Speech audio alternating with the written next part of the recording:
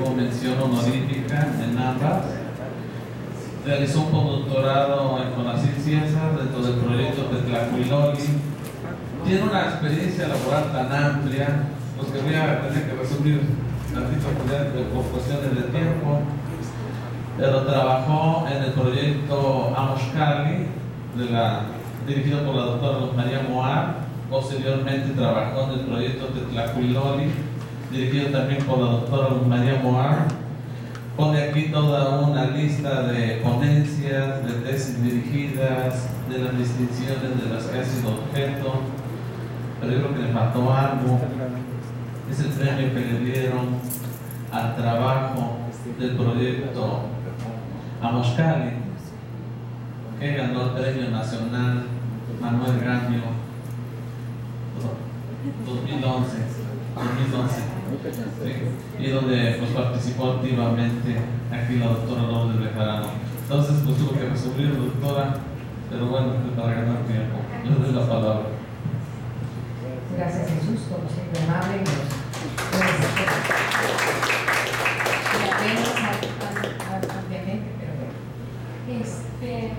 Vamos a ver hoy un poco de las constantes y variables en la toponimia del Códice Mendoza, que es un trabajo que está en elaboración de su momento, que es un libro que espero pronto sacar. Este documento tiene la característica de que estoy planteando lo que han dicho otros autores sobre la lectura de los topónimos, o sea, los nombres del lugar que aparecen en el Códice Mendoza, y posteriormente hago un análisis de los temas que se tratan, de los diferentes temas que se tratan de la toponimia, los elementos que aparecen, ya sea la cochinilla, es una casa, es un río, etc.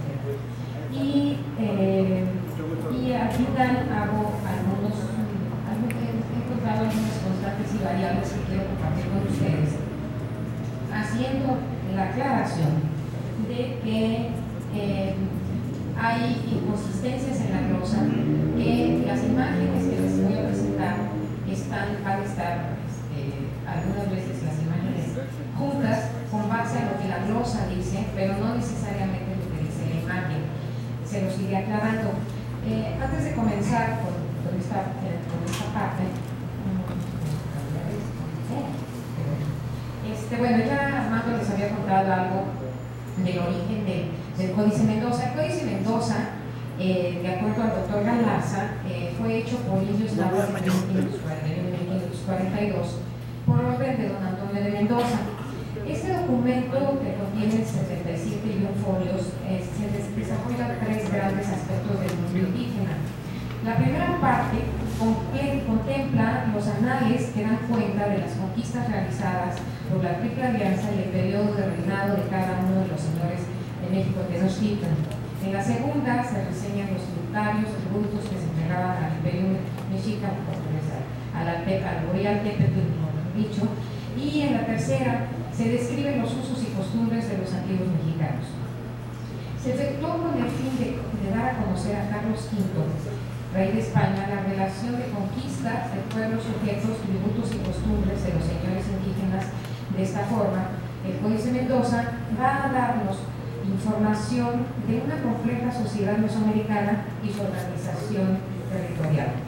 Aunque autores como José Fernando Ramírez y Alfredo Chavero consideran que es copia de códices antiguos, el Códice Mendoza puede ser considerado como una fuente de primera mano para el estudio de los glifos toponímicos y los antropónimos que aparecen también. La riqueza plástica de la imagen de los manuscritos proporciona información sobre arquitectura y costumbres, artesanía, orfebrería, flora, fauna de las diferentes provincias tributarias. El documento fue enviado a la Española, lo que hoy es Santo Domingo, y posteriormente, de acuerdo con Alfredo Chavero, el navío que transportaba el manuscrito rumbo a España fue asido por un corsario francés. El códice cayó entonces en manos de un señor que se llamaba Andrés Tebet, que era un geógrafo del rey de Francia, quien lo debió adquirir alrededor de 1553, fecha que agregó este personaje al final del códice, él puso una glosa que dice ATV Cosmograph Duroy, o sea, el cosmógrafo del rey, en la parte superior del laminado recto del mismo documento. A la muerte de Bell, sus herederos vendieron el códice a un señor que se llamaba Richard Hakluyt, que era un geógrafo inglés, capellán de la embajada inglesa en París en 1584, quien a su vez mandó a traducir el manuscrito del español al inglés por orden de Walter Raleigh. Sin embargo, esta publicación no se llevó a cabo por el costo de los grabados que tenían.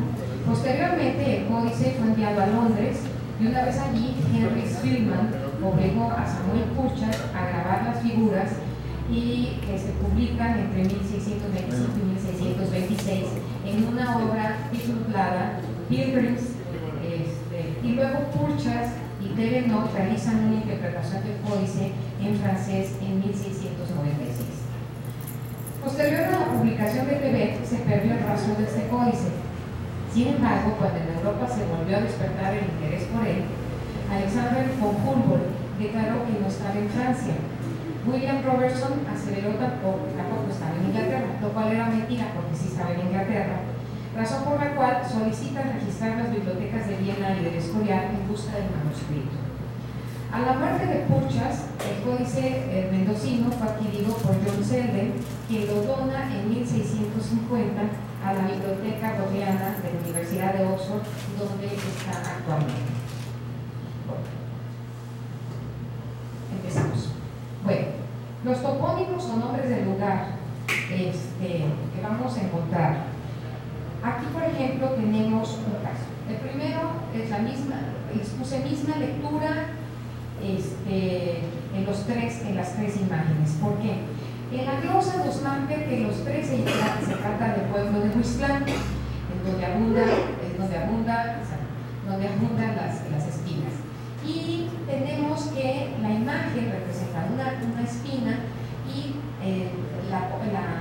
la encía con los dientes está en diferentes posiciones, sin embargo se le reconoce que siempre es Huixtlán. O sea, aquí tenemos una constante en esta imagen.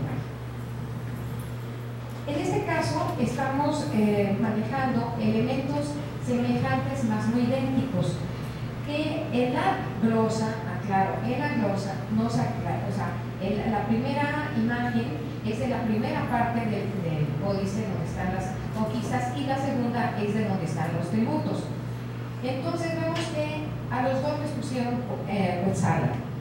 Y si ustedes se fijan, pues sí tiene elementos semejantes, por ejemplo, las plumas de Quetzal, las plumas preciosas, pero en el lado izquierdo tenemos que tiene una atadura de un mecate y se ven una dentadura. Y en la otra vemos cómo están las mismas plumas, pero tenemos una encía y una dentadura. Entonces aquí los dos nos marcan Quetzala, sin embargo, la lectura pudiera ser Quetzalapan. Podría ser la lectura adecuada para la del lado izquierdo. Sin embargo, volvemos a lo mismo, la glosa tiene inconsistencias en el desarrollo. Luego, tenemos aquí puse como título diferentes, pero es la misma lectura. En este caso está escrito un pueblo que se llama Tlacozautitlán, es la glosa, nos indica que es Tlacozautitlán, pero volvemos a tener dos elementos diferentes. En el lado derecho, donde está la glosa latina, vemos que se trata de una tierra suelta, una tierra bofa, y en el lado izquierdo tenemos una tierra como más dura, incluso en la parte superior se ven unas como piedras que indican la dureza de la tierra. Entonces ese elemento nos está marcando que allí se necesita dar otra lectura, aunque en el códice están reconocidos como el mismo poblado. Otra de las constantes que se encontró fue la orientación de los personajes en la toponimia. En toda la primera parte de donde están las conquistas, todos los personajes están orientados hacia el lado izquierdo del texto, y en cambio en la segunda parte, donde está la parte de los tributos, todos están orientados hacia el lado derecho. Esto podría indicarnos en algún momento que a lo mejor estamos hablando de dos tlacuilos diferentes, que son los que registraron la información. Bueno, esta imagen es muy interesante porque nos está dando en la primera del lado izquierdo, es un topónimo de origen huasteco. Entonces, la lectura que da es fonética, y vemos que en la segunda parte, en la segunda imagen, tenemos una imagen nada más de una cabeza, de un personaje, pero con ciertas características que nos marca de referentes de modificación corporal, por ejemplo, el tratamiento del pelo, la deformación craneana, la pintura facial, que si vemos está de alguna manera representada en la primera imagen.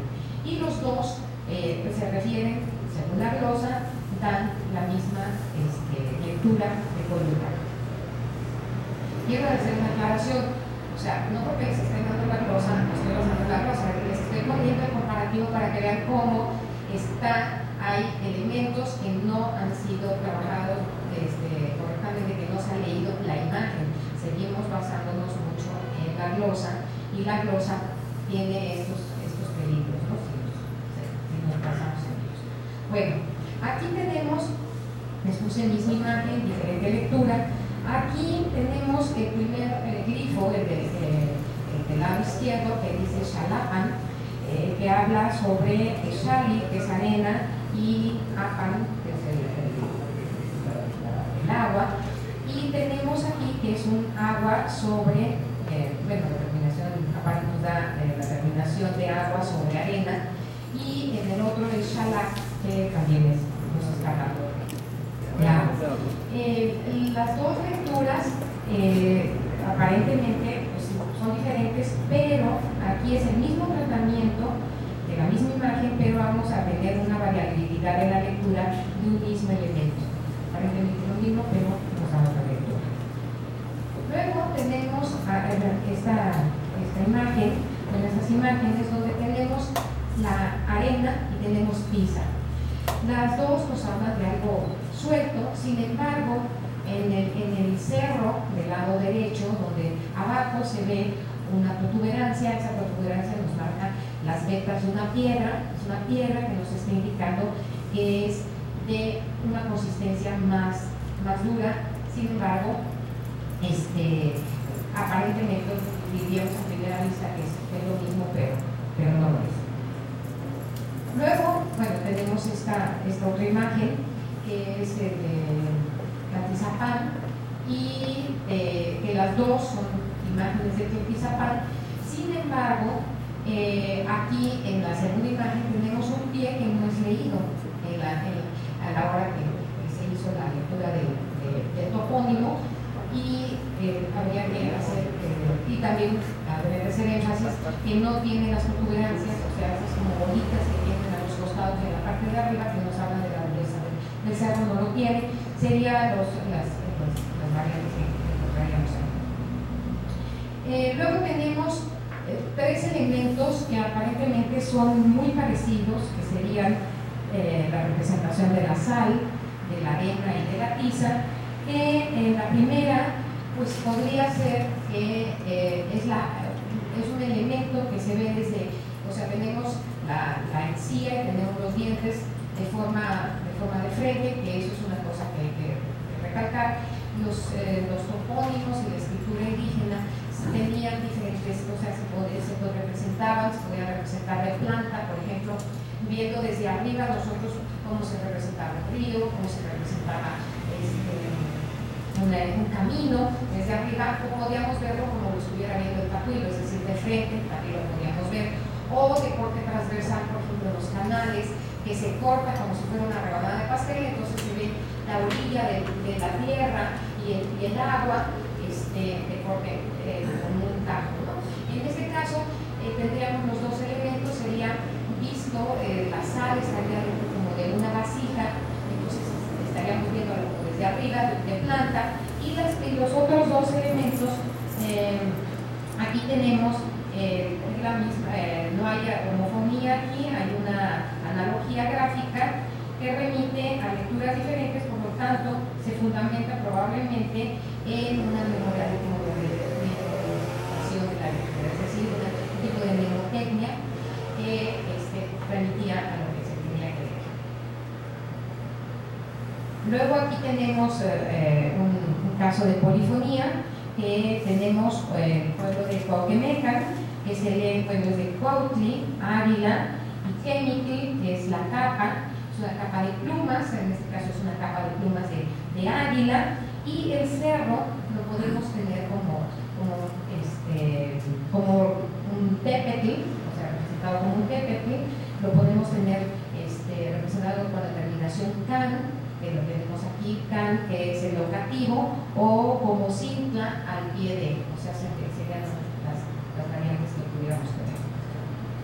Bueno, aquí hay dos imágenes que bueno, hay también polifonía, el locativo lo tenemos como referente en el rectángulo, que tenemos las dos son representaciones de la Tierra, y aquí pues la glosa comienza con tlali, las palabras, esa es una constante que encontré, por ejemplo, en lo que es la glosa latina. Cada vez que hablan de tlali se pone al principio de las oraciones, y cada vez que hablan de mili, que es tierra cultivada, se encuentra a la mitad de las palabras. Esa es otra de las constantes, ¿no? Bueno, aquí volvemos a tener la terminación can como locativo. Estamos hablando del pueblo de Izhuinquilucan, que es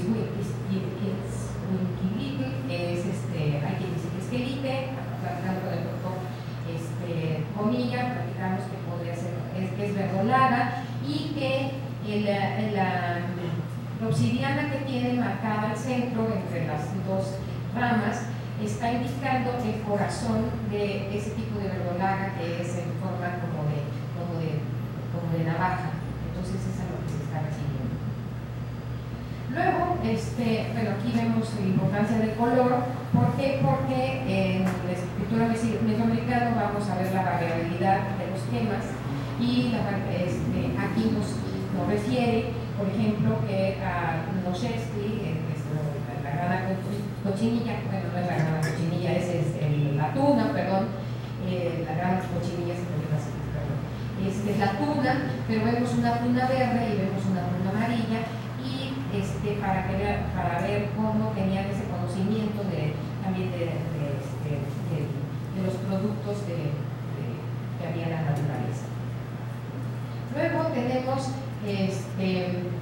la obsidiana en dos versiones. Tenemos como proyectil, que lo tenemos otra vez en esa navaja, en la primera imagen, y en la segunda como un nódulo de obsidiana.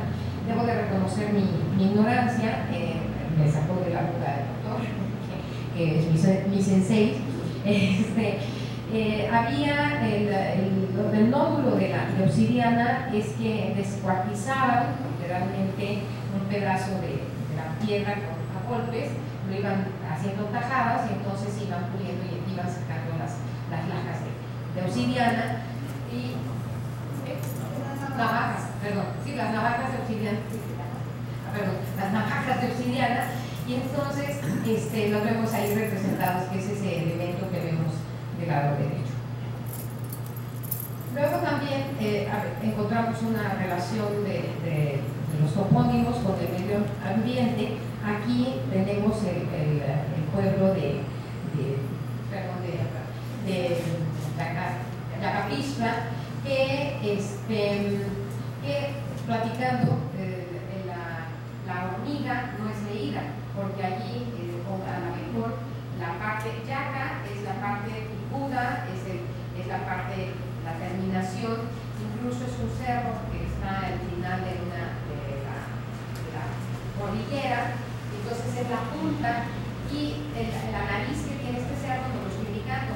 Probablemente la parte de Tish está relacionándose a un tipo de hormiga, no es ascafila, que conocemos normalmente, por ejemplo, a ese de un tipo de hormiga que hay en el lugar, porque las dos representaciones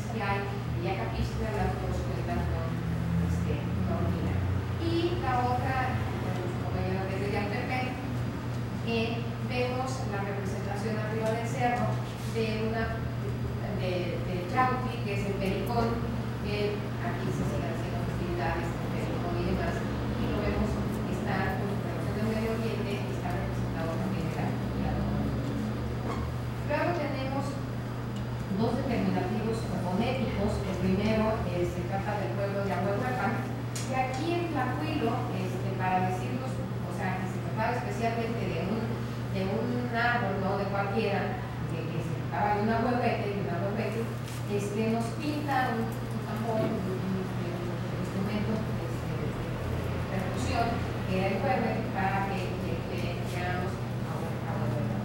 Y en el otro caso, es el caso de Coyoacán, que tenemos el coyotic, que es el hoyo, ese que está en el lomo, para que no nos confundamos y la lectura tiene que ser con relación a un color. Por eso es que tiene luego tenemos también aquí unos marcadores fonéticos que, por ejemplo, el simpi, que es un diminutivo, lo encontramos a veces representados, a veces no. Por ejemplo, el sin, en el caso de la toponimia, es un diminutivo, pero también podemos encontrarlo en los reverenciales, en los señores de la el caso de sin, el trato de reverencial. Y tenemos en la siguiente imagen, tenemos a el pueblo de Ayotzintepec, que es que allí nos está haciendo referencia en la caparazón de una tortuga, y entonces no necesita ponerle a la tortuga, sino que se toma la parte por el todo y se ve de la tortuga. Y finalmente aquí tenemos lo que algunos autores han llevado llamando el rebus, que es transcribir palabras homófonas en los topónimos, sobre todo en nombres extranjeros. En este caso tenemos el Tampaquel, que es de origen huasteco, que quiere decir en el lugar de la choza, pero en realidad lo que estamos viendo es un cerro, y lo que está arriba no es una flor, es una representación de un hígado. Entonces, por eso nos da esa lectura. Y el otro de Mapastepec tenemos una mano, que es Maiti, tenemos el heno, que es Pashti, y el cerro, que es Tepeque, y lo que nos da es Mapastepec, que es en el cerro del Mapache. Entonces esto se llama rebus. Y como les comentaba, pues son unos primeros acercamientos que a la toponimia, o sea, son más de 200 topónimos los que tiene Mendoza, y cada uno hay que darle un tratamiento especial, porque muchas de las glosas, como ustedes pudieron ver, no coinciden las glosas latinas